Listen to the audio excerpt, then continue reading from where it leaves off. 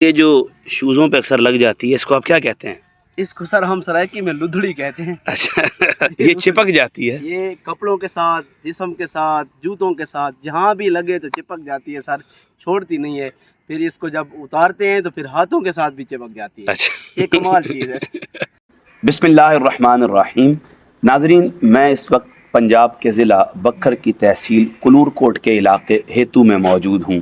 ویسے تو یہ سارا علاقہ تھل میں شامل ہے۔ تھل کوہ نمک کے جنوب میں دریائے سندھ اور دریائے جہلم کے درمیان 6 اضلاع پر مشتمل ہے، جس میں بکھر، خوشاب، میاں والی، جھنگ، لیا اور مظفر گڑھ شامل ہیں۔ یہ جو صحرائی علاقہ ہے اس کی اپنی رسم ہے، اپنے رواج ہیں، اپنی ثقافت ہے اور یہاں کے لوگوں کا ایک اپنا مزاج ہے۔ آئیں اس ثقافت کے بارے میں، لوگوں کے رہن سہن کے بارے میں چند باتیں علامہ عبدالغفار صاحب سے کرتے ہیں۔ ان کا مختصر تعارف یہ ہے، یہ پیشے سے ایک ٹیچر بھی ہیں اور مدرس بھی ہیں۔ سر بہت شکریہ آپ نے وقت دیا۔ جزاک اللہ سر، اللہ آپ کو سلامت رکھے سر۔ میرے بہت اچھے دوست بھی ہیں لیکن یہ راز کی بات ہے۔ بارطور سر، میں نے اس علاقے کو دیکھا ہے، یہاں بہت گرمی ہے، شدید حبس ہے اور سورج کی تپش سے انسان کا جسم جلتا ہے۔ اوپر سے سورج جلاتا ہے، نیچے سے مٹی جلاتی ہے۔ تو آپ اس علاقے میں گزر بسر کیسے کرتے ہیں؟ بہت مشکل نہیں ہے یہاں رہنا؟ مہتاب بھائی، یہ آپ کی بات 100% درست ہے کہ یہاں حبس ہوتا ہے زیادہ تر گرمیوں کے مہینوں میں، مگر یہ اللہ رب العزت کی ایک تخلیق کا یہ ایک شاہکار ہے کہ یہاں جتنے بھی لوگ رہ رہے ہیں، چھوٹے بچوں سے لے کر بوڑھوں تک، مرد عورتیں، اس حبس کو بھی انجوائے کرتے ہیں سر۔ ماشاءاللہ۔ اور وہ اس طرح ہے کہ اللہ رب العزت نے ہر علاقے کے مطابق لوگوں کو تخلیق کیا ہے۔ یہ لوگ تمام تر اپنے اپنے موسموں کے حوالے سے اپنے تمام تر رہن سہن کو مینیج کرتے ہیں سر۔ ماشاءاللہ۔ اچھا علامہ صاحب، میں نے ایک چیز بڑی شدت سے محسوس کی ہے۔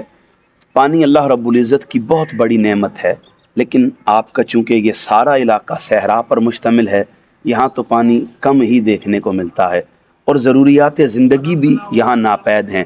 کیسے گزر بسر کر لیتے ہیں؟ مینیج کرنا تو بہت مشکل ہوتا ہوگا۔ جی بالکل مہتاب بھائی، یہ آپ کی بات درست ہے۔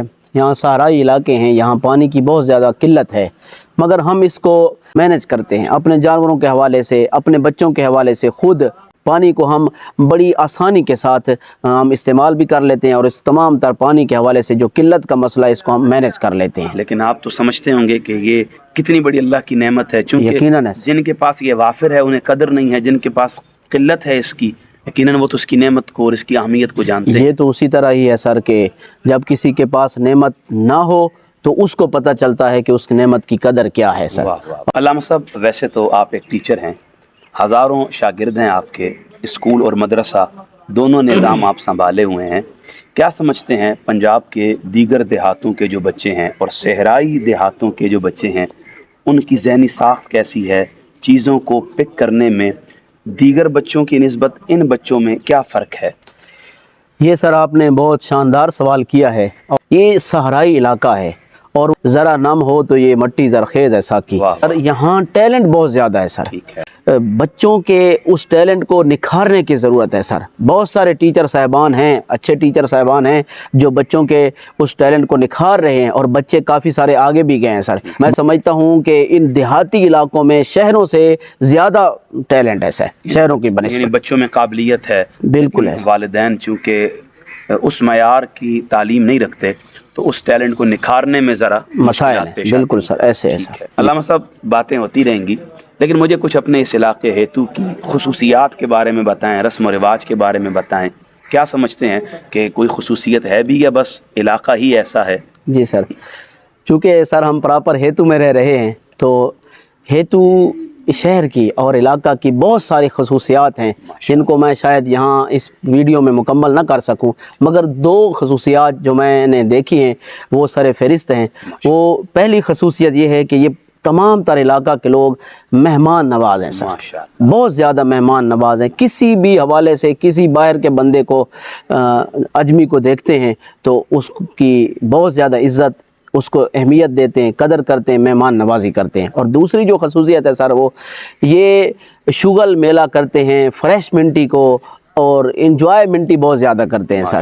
اور اس میں سر فہرست جو ہے انجوائمنٹی اور فریش منٹی کے حوالے سے پورے علاقہ کو وہ جو انجوائے کرواتے ہیں، وہ والی بال کے بہت بڑے بڑے یہاں میچز ہوئے ہیں سر۔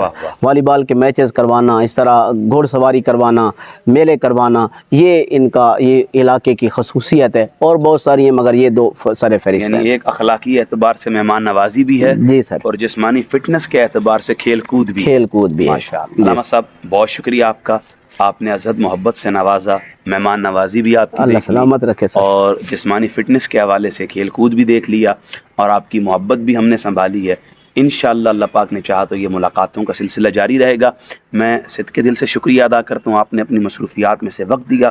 اللہ پاک آپ کو سلامت رکھے۔ سلامت رہے۔ بہت شکریہ۔ بہت شکریہ سر۔